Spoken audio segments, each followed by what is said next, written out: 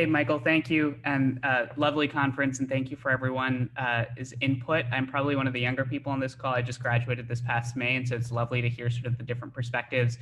Would have loved more time with our breakout room because we were having a great conversation, but the big takeaways that we had was with respect to some of the personal encounters, a lot of people talked about family tensions, personal tensions, a discordance in their relationships, and then with respect to successes, we were talking about the importance of visionary leadership and the importance of education. But the one thing that I found of most value, and frankly, we didn't get to answer the questions directly, but I think this was super valuable, is that we actually got to learn where each of us came from, what our families are, what are our experiences. And I think one of the things that we forget in our democracy that our group touched on is that the fundamental unit of democracy is people. And people have to understand each other. People have to recognize where we come from. We're not just boxes in a conversation. So hearing those stories, I think, is what filled me with hope and recognizing the diversity of voices, because we have a lot of different experiences and we need to better understand them. That was our big group's takeaway. Perfect. Okay, Tony Banut. Thanks, Michael. There we go. Apologies for these tech glitches. I was trying to get into the video. It adds some drama. Thank you for the invitation, and I think resonant with much of what Manu shared. I think we were doing like a warm-up lap, and I think the conversation was just, the richness of it was just beginning to unfold. But some stories about personal experiences of just to go back to the term affective, like the affective difficulty of polarization that we are carrying as human beings, as individuals, as it manifests in our families, our friendships, our faith communities, is what I was hearing. And in our experiences in our professions. So one person talking about dedication to the legal profession and to voting rights and how that came to bear during this election cycle and some of the challenges around that. I think too, like a recognition of just how slow and painstaking the work of relationship building is, and the process of humanization is, and the tension that methodological, careful, for many of us who are involved in organizations that are bridge building organizations, the work that goes into that is slow and steady and effective.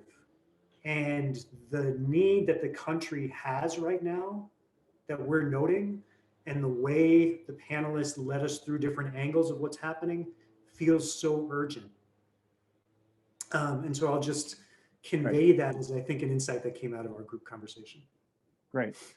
Thank you, Tony. So I'm going to call for our last two, unless there's anybody else out there. I mean, we had a bunch of sessions. We're going to have to, and raise your hand. I think we need to try to, if everybody else could try to keep your summary to, pretty quick, so we can have a break before we go to 1 o'clock. So Layla, Zaid, and then Mary Ellen Geis, and then I think we had one other hand up by Anne, whose last name I can't see here. But Anne, if you could wrap us up. So those are the last three, and if you could try to keep very briefly to a highlight or two from your breakout. Layla? Great. Yep. Well, thank you. And thank you to Manu for going first, because normally as the representative from Millennial Action Project, I'm the youngest person in these meetings. So appreciate Manu. We discussed a lot of different things. Like everyone said, it kind of wrapped up quickly, but the big takeaway was how hyper-local these problems are and how hyper-local the solutions are going to need to be.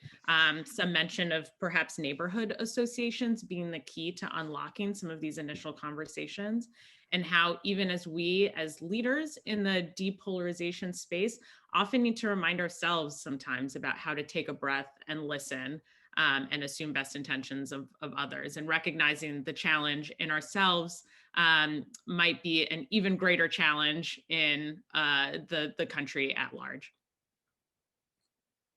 Thank you very much. Mary Ellen. Great. Thanks so much for this wonderful event. And we had a fantastic conversation too. Two key observations we discussed in our group was one, how many of us find ourselves in sort of ideological bubbles, and the work that we need to do personally to try to puncture those bubbles and get beyond them, and really get to know people who occupy different spaces in our society, and that can be really hard. The second thing that we talked about is the role of media, and especially conservative media, in shaping the understanding and the world that so many people occupy. The role of conservative media, especially in disinformation, and this happens to be sure on more progressive sides as well, but that conservative media is a particular problem right now in terms of conveying false information, and just any depolarization efforts that we would undertake would need to address that in some important way. Okay, thank you very much. And then Anne.